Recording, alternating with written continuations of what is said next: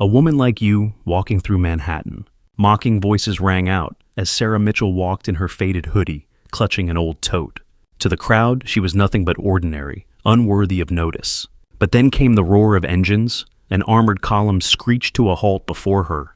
To the stunned silence of all dozens of soldiers burst from their hatches, saluting in unison, as the commander's voice thundered, "Salute General Mitchell." Sarah stood there 31 years old, her loose black hair catching the summer breeze. Her gray hoodie hung loose, the cuffs frayed from years of wear. Her jeans were faded, her sneakers scuffed at the toes. She didn't look like much, not to the people bustling past her on Fifth Avenue. The sun beat down glaring off the glass towers, and the air smelled of hot asphalt and coffee carts. Sarah's face was bare, no makeup, no polish, just a quiet kind of beauty that didn't demand attention. But it was there if you looked close, her sharp green eyes, the way her jaw set when she walked. She carried herself with a kind of purpose, like she knew exactly where she was going, even if no one else did. The tote bag slung over her shoulder was canvas-worn thin, with a faded logo from some hardware store. It bumped against her hip as she moved through the crowd, her steps steady, measured.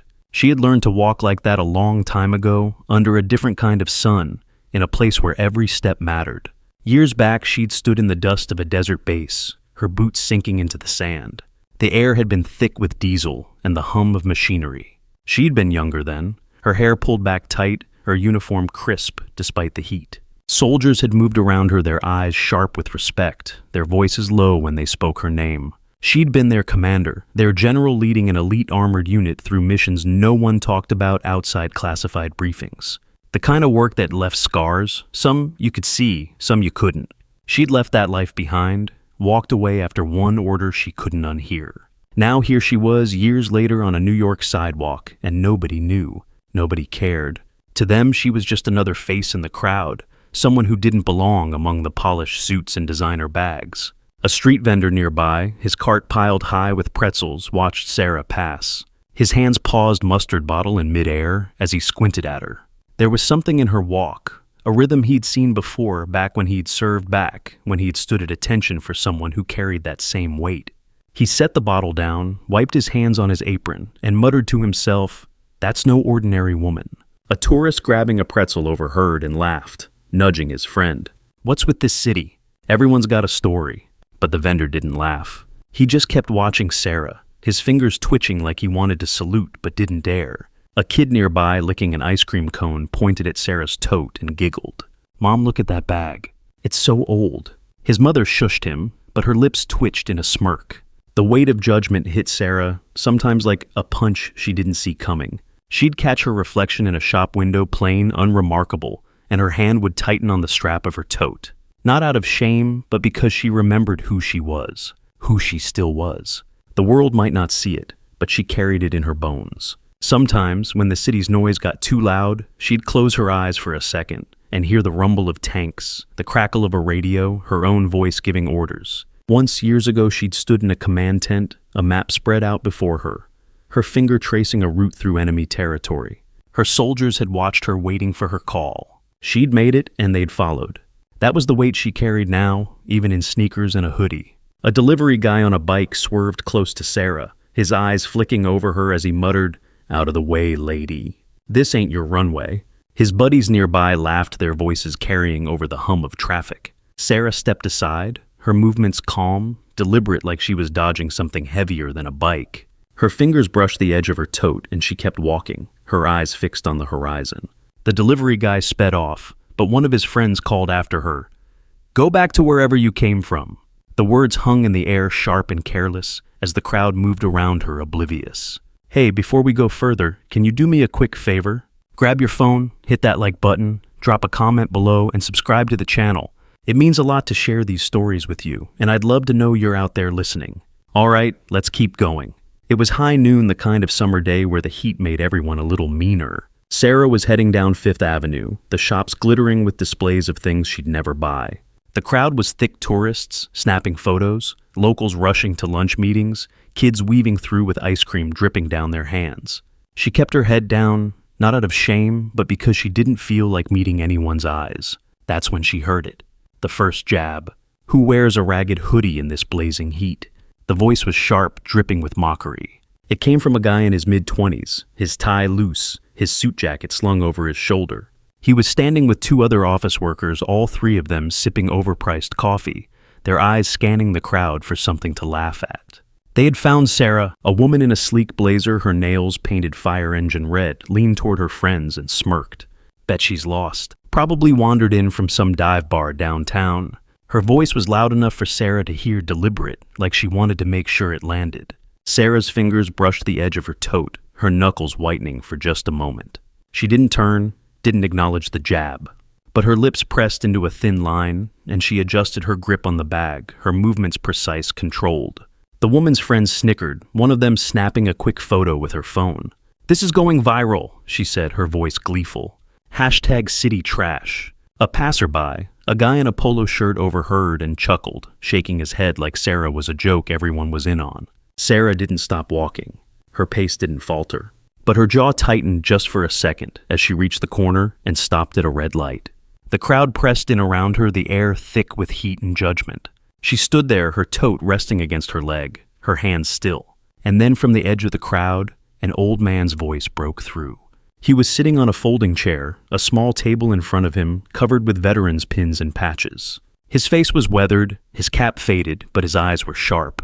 He stared at Sarah, his hands gripping the edge of his table. "That gait," he said almost to himself, unmistakable. "That's a march." The office workers heard him and laughed, their voices sharp and cruel. "Crazy old man," the guy with the tie said, shaking his head. "What's he even talking about?" His friend, the woman with the purse, rolled her eyes. "Probably thinks she's his long-lost army buddy or something." They kept laughing their phones out now, snapping pictures of Sarah standing there waiting for the light to change. But Sarah turned her head just slightly, and her eyes met the old veteran's. For a moment, the noise of the city faded. She gave him a small nod, barely noticeable. The veteran straightened in his chair, his hand snapping to his brow in a salute. It was crisp, deliberate, the kind of gesture that carried weight. Sarah didn't return it. She just held his gaze for a second longer, then looked back at the street. A woman pushing a stroller nearby caught the exchange and scoffed. What's she supposed to be, some kind of hero? Her voice was loud, meant to be heard. She adjusted her sunglasses, her lips curling in disdain. People like her don't belong here. Her friend, carrying a designer shopping bag, nodded. "She's just embarrassing herself," she said, her tone cold. Sarah's hand paused on her tote, her fingers tracing the worn stitching. She didn't look at the women, but her shoulders squared just a fraction, her posture sharpening. The light changed, and she stepped off the curb, her steps as steady as ever. The crowd moved with her, but the mockery didn't stop. A man in a tailored coat, his watch gleaming under the sun, leaned toward his colleague and said, "Look at her, acting like she owns the place. Doesn't she know where she is?" His colleague, a woman with a designer scarf, laughed softly. "Some people have no sense of shame," she said, her voice low but venomous. Sarah's sneakers scuffed the pavement, but she didn't slow down. Her eyes flicked to a nearby shop window, where a reflection caught a glimpse of her old unit's insignia on a passing truck's license plate. Her breath caught just for a second before she kept walking. A memory flickered, standing in a briefing room, her hands steady, as she pinned a map to the wall, her soldiers waiting for her next move. She blinked and the memory was gone. A street performer, his guitar case open for tips, paused mid-strum as he watched Sarah. He'd seen a lot on these streets, but something about her made him stop. He leaned forward, his fingers resting on the strings, and whispered to a passerby, "That's not just anyone. Look at her eyes." The passerby, a guy in a hurry, scoffed. "What, you think she's famous or something? Give me a break." But the performer shook his head, his gaze fixed on Sarah. He started playing again, a slow, steady tune like a march he hadn't heard in years. A couple of teenagers nearby laughed, one of them mimicking Sarah's walk, exaggerating the rhythm. "Look at her strutting, like she's in the army," one said, his voice mocking. Sarah's hand tightened on her tote, but she didn't break stride. The light changed again, and Sarah stopped at the next crosswalk. The guy with the phone was filming now, his voice loud and mocking. "Look at that face, pretending it's a parade," he said, zooming in on Sarah's profile. The woman next to him, young and dressed like she had just stepped off a fashion blog, shook her head. "Bad cosplay," she said, her voice dripping with disdain. "What's she supposed to be, some kind of soldier?" The laughter spread, rippling through the people nearby. A couple of tourists joined in their giggles, nervous, but eager, like they didn't want to be left out. Sarah stood at the corner, her back straight, her tote still swinging lightly at her side. She didn't look at them. She didn't need to. Her silence was louder than their words. A woman in a bright sundress, her designer sunglasses perched on her head, nudged her friend and laughed. "Oh, please, she's milking it now. Thinks she's some kind of war hero." Her friend, clutching a smoothie, nodded. Pathetic. Who does she think she's fooling? Sarah's hand didn't waver, her eyes locked on the distance. A man nearby, his briefcase swinging, muttered to his coworker, "She's just looking for attention. Probably wants to go viral." His coworker smirked, adjusting her earpiece. "Well, she's got the wrong audience." Sarah's fingers brushed the edge of her hoodie, her movements slow, deliberate, like she was steadying herself for something. Then from somewhere down the avenue, a low rumble started. It was faint at first, like thunder rolling in from a distance. People turned, craning their necks to see. "What's that sound?" Someone asked a guy in a delivery uniform, his hand shading his eyes. The rumble grew louder, deeper, the kind of sound you felt in your chest. Sarah's head lifted just a fraction, her eyes narrowing. The crowd was buzzing now, voices overlapping. "Is it construction?" a woman asked, clutching her shopping bags. "No, that's engines," someone else said, a kid with a skateboard under his arm. And then they saw it, an armored column rolling down Fifth Avenue U.S., flags snapping in the wind. Tanks, Humvees, troop carriers, their metal gleaming under the noon sun. The crowd erupted, a parade. In New York, a man shouted, his voice half excited, half confused. Sarah pivoted her body, shifting to face the convoy. Her stance changed, feet squared, shoulders back, like she was standing on a drill field instead of a city sidewalk. The office workers didn't notice at first, too busy pulling out their phones to film the vehicles. But the guy with the tie, the one who'd started it all, pointed at Sarah and laughed. "She thinks they're looking at her," he said, his voice carrying over the crowd. The woman in the white dress, the one who'd called her homeless, scoffed. "Those salutes are for generals, not nobodies." A kid nearby, maybe 10 years old, tugged at his mom's sleeve and piped up, "Miss, they don't know you." The crowd laughed again, their phones raised, capturing every moment, every jab. Sarah didn't move. Her eyes were locked on the convoy, and then slowly she raised her hand to her forehead in a formal salute. A young woman with a camera, her press badge swinging, pushed through the crowd and aimed her lens at Sarah. "Hey, you," she called out, her voice sharp. "What's your deal? You think you're part of this show?" The crowd around her chuckled, some clapping like it was a performance. Sarah's salute didn't falter, but her eyes flicked to the woman for a moment, steady and unyielding. The photographer hesitated, her finger pausing on the shutter. Something in Sarah's gaze made her step back, her confidence wavering. A man nearby, his suit rumpled from a long day, muttered, "She's just some wannabe. This is embarrassing." Sarah's hand stayed at her brow, her posture unwavering. The sound of the engine stopped. Not gradually, but all at once, like someone had flipped a switch. The armored column braked hard, the vehicles lurching to a halt in the middle of the avenue. Hatches popped open, and soldiers stood up, their movements sharp and synchronized. Dozens of them, their hands snapping to their brows, saluting towards Sarah. The crowd went quiet, the laughter dying in their throats. A commanding officer leaned out of the lead vehicle, his voice booming over the street. "Salute General Mitchell." The words hit like a shockwave. The guy with the phone froze, his camera still pointed at Sarah. The woman in the white dress took a step back, her sunglasses slipping down her nose. The kid's mom pulled him close, her mouth open, but silent. A man in a polo shirt, his Rolex catching the sun, tried to break the tension. "This has to be staged," he said, his voice loud but shaky. "Some kind of publicity stunt." The woman with the purse nodded, forcing a smile. "Yeah, they probably hired her to stand there and look sad." But the soldiers' faces told a different story. No trace of a show, just stone-cold respect. An older woman in the crowd, her hands trembling as she clutched her cane, spoke up. "I've seen that kind of salute before. My husband got one at his funeral. That's no act." Her voice cracked, and the crowd around her shifted uneasy. A young soldier nearby, his helmet tucked under his arm, looked at Sarah and nodded, his eyes shining with something like pride. Sarah stood there, her salute steady, her face unreadable. The soldiers held their positions, their eyes fixed on her. The city seemed to hold its breath, the horns and chatter falling away. The guy with the tie tried to laugh it off, his voice shaky. "It's a commercial shoot," he said, glancing at his friends for support. "Yeah, hired extras," the woman with the purse added, but her words sounded hollow. The soldiers' faces didn't waver, no smiles, no hesitation. Just discipline. The old woman with the cane spoke again, her voice stronger now. I saw that salute at a valor ceremony years ago. It's real. The air grew heavier, the tension thick enough to choke on.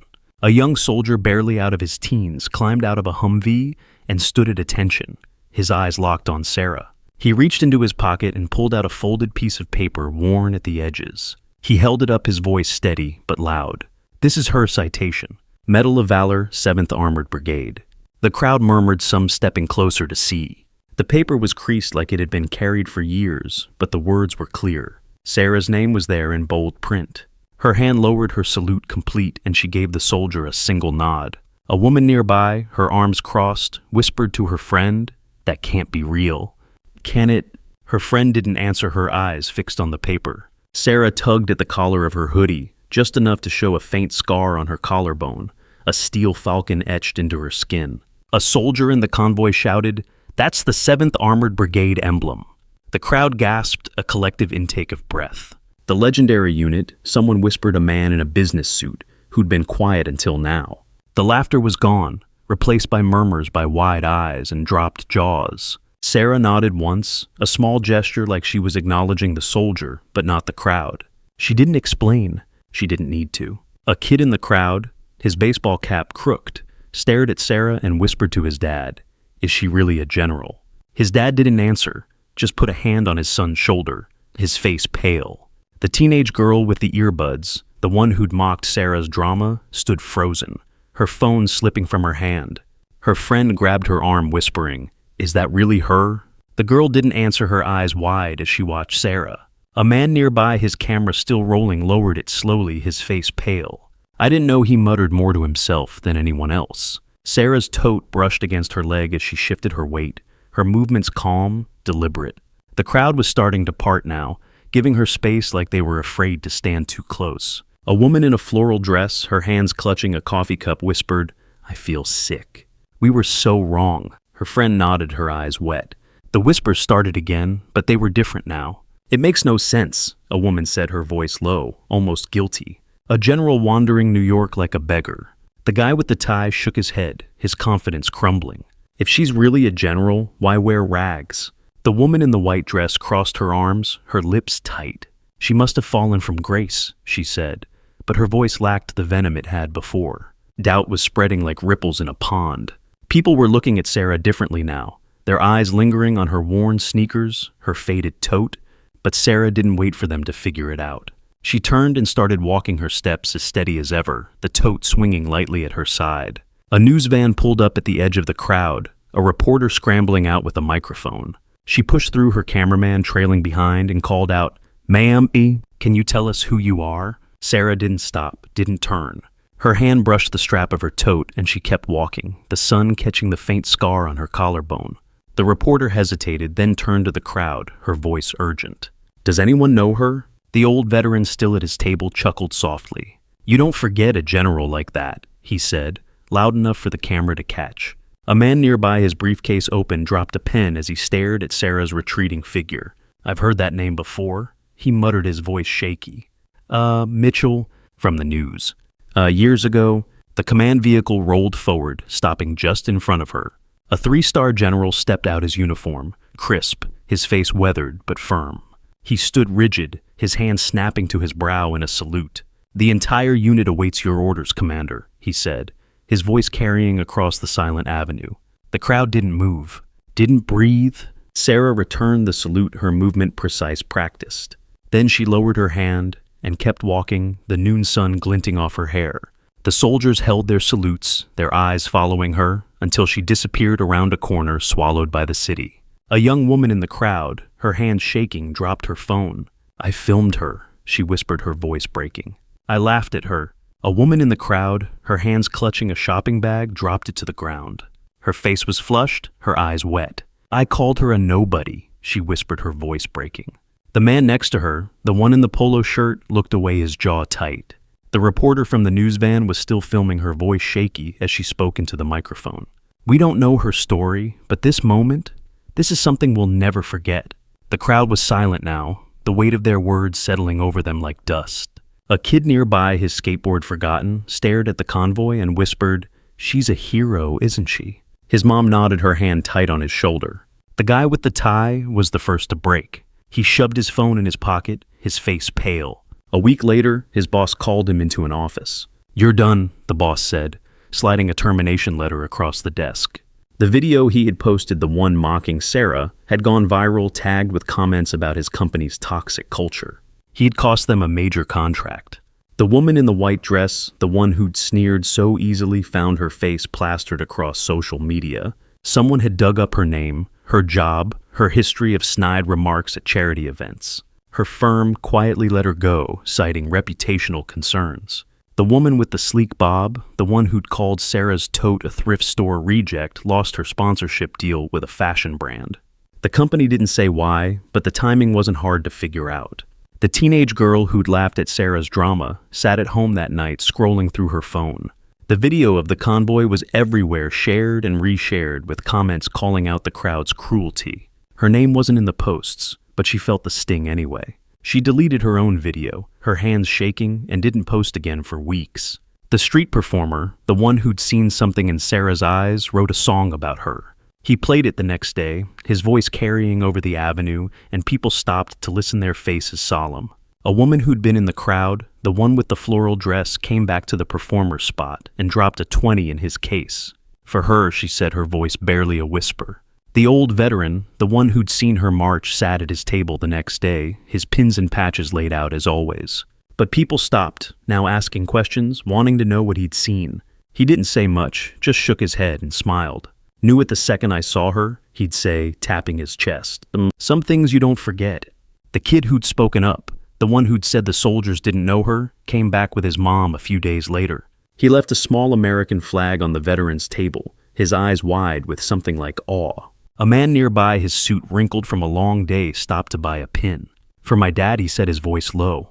He served with the 7th. Sarah didn't see any of it. She didn't check social media, didn't read the headlines that started popping up about the mystery general on 5th Avenue. She kept walking her tote over her shoulder, her sneakers scuffing the pavement. She'd learned a long time ago to keep moving, to let the world catch up on its own. The city kept humming around her, oblivious, but the air felt different now, lighter somehow, like the truth had settled into the cracks of the sidewalk, quiet but undeniable. She passed a newsstand, her face on a tabloid cover, but she didn't stop. She just adjusted her tote and kept going, her steps steady as ever. In the heart of New York, in broad daylight, a woman who looked like nothing special turned out to be a legend. The crowd had laughed, judged, dismissed her. But when the engines roared and the salute snapped, they saw her for who she was. Not a victim, not a nobody, just Sarah, and that was enough. You've been judged before, haven't you? Felt the sting of eyes that didn't see you, words that cut too deep.